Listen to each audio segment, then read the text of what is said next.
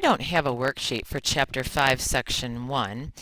It's such a simple section that I'm going to work right from a few problems that I have.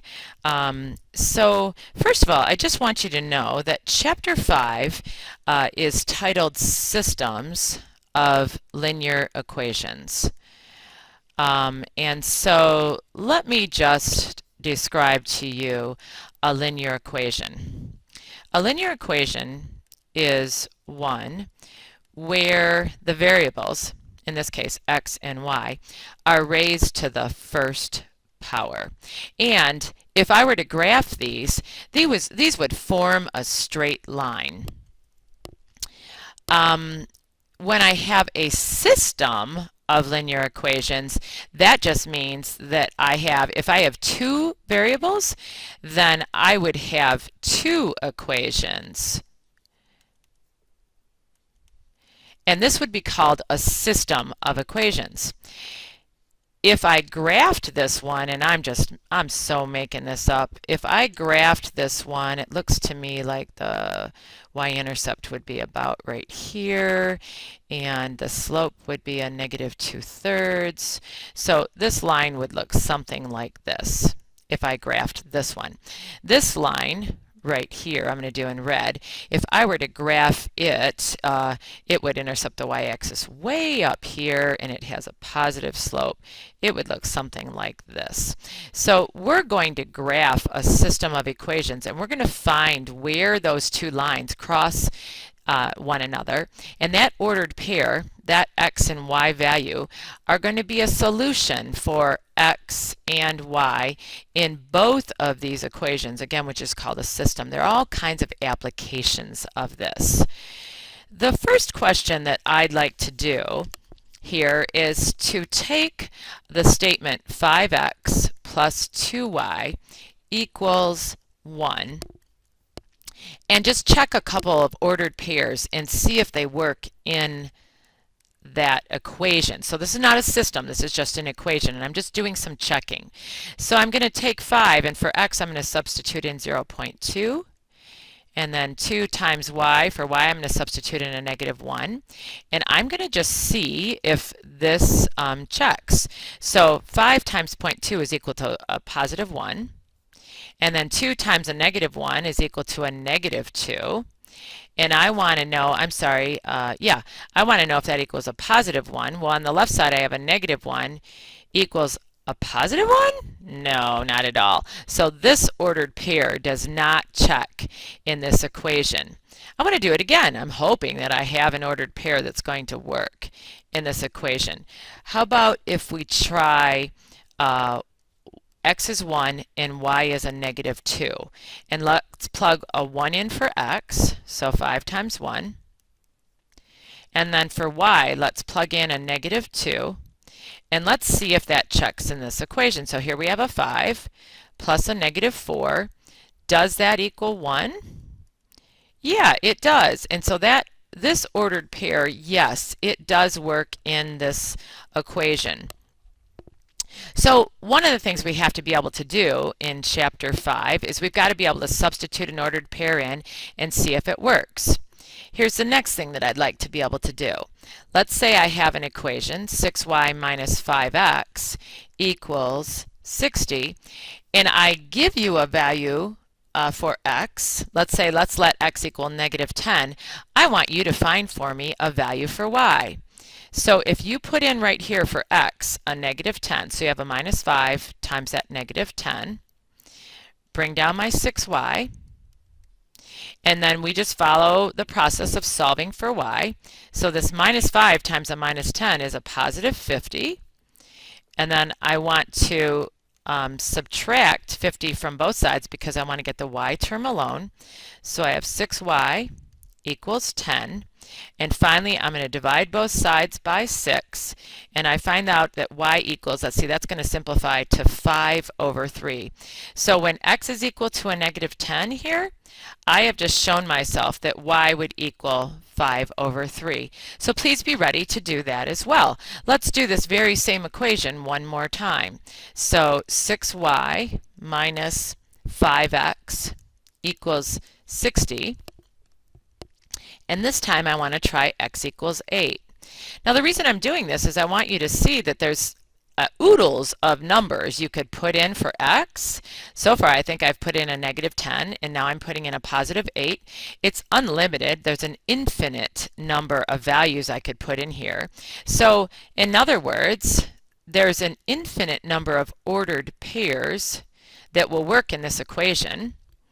So now I'm going to add 40 to both sides and I'll have 6y equals 100, and when I divide both sides by 6 I have, let's see, they're both even, so 50, 2 goes into 100 50 times, 2 goes into 6 3 times. So when x is 8, y is 50 over 3, or yes, you could call that, I think it goes in, 3 goes into there 16 times, that's 48 with 2 left over. So the ordered pair 8 and 16 2/3 works in this equation. Next, say I had a system of equations.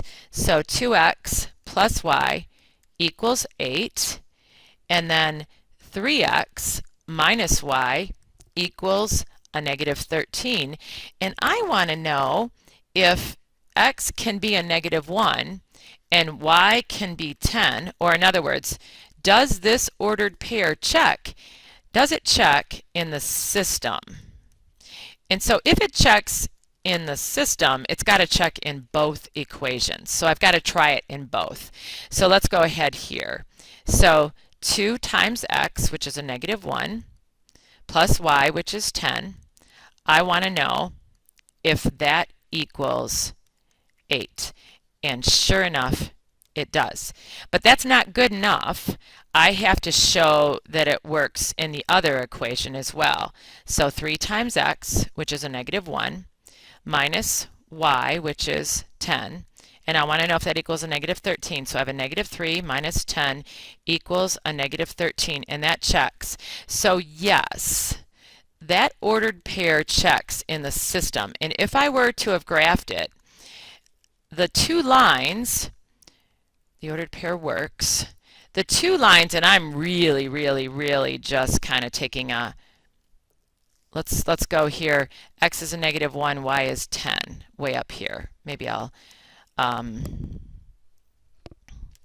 so right up here. So those two lines might look something like this. They might intersect right there, where x is a -1 and y is 10, when we get ready to graph those. Okay, let's do another one, because I'm pretty sure the next one that I picked does not work. So I'd like to use 6x1 plus x2. I'm just wanting to use subscripts to get you used to that, equals 5. 3x1 minus 4x2, and I want to know if that equals a -1. And then I want you to try x1 equals 1 and x2 equals a -1 in both of these equations. So take a minute, hit pause, and see if they work. I'm going to go ahead. I think I'm going to do this one up above. So I'm going to take 6 times 1, because x1 is 1, plus a -1 for x2. And I'm wondering if that's equal to 5. So is 6 plus a -1 equal to 5? Yes, it is. Let's go down here. So 3 times x1, which is 1, minus 4 times a -1, because x2 is a -1. And so does 3 plus 4 equal a -1? No. So this ordered pair does not check in this system of equations. So what's going to happen is we're going to solve systems of equations, and what you're going to do is every time you're going to check your answers, and that way you know you can get 100%, because you solve and then you put your answers for x and y, or x1 and x2, into the original system, and if you get to say yes to both, then you know you are correct. Here's my last problem.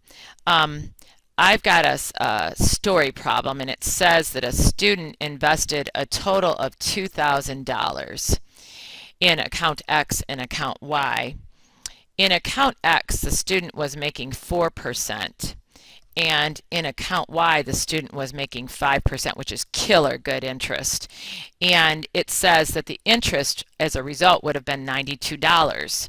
So what I want you to do is I want you to check and see if the student invested $1,200 in the account called X and $800 in the account called Y. Does this check in the system? Well, it's pretty easy in this one to see that 1,200 plus 800 is 2,000. So I can say yes, it checks in this one without writing anything down. In this one, I got to get my calculator out and take 0.04 times 1,200 and then take 0.05 times 800 and see if that equals $92 worth of interest. So how far can I move this?